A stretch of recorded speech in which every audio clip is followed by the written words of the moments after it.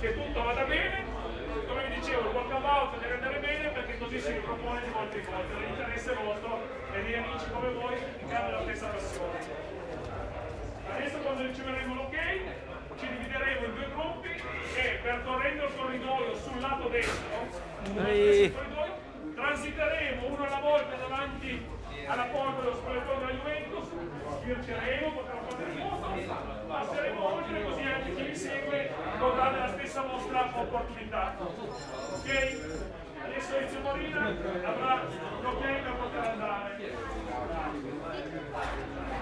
Siamo insieme. Non esiste. Il regolamento UEFA vieta la presenza di tifosi in questa zona.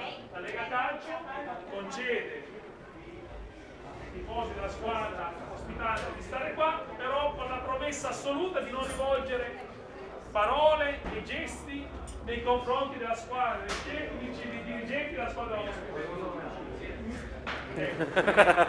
Gesti vuol dire anche quello. No, tu ridi perché poi c'è gente che fa finta di capire e poi non capisce. L'importante è che non c'è troppo. Ok? È chiaro per tutti perché il DASPO si prende tirando una bottiglia ma anche insultando un dirigente della squadra ospite.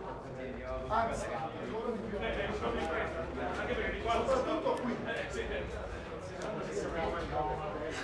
Allora vi chiedo solo 2 minuti di pazienza perché non so se avete presente quando Sky prima della partita agli spogliatoi vi stanno facendo in questo momento.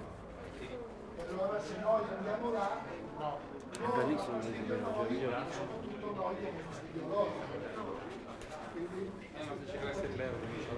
sicuramente.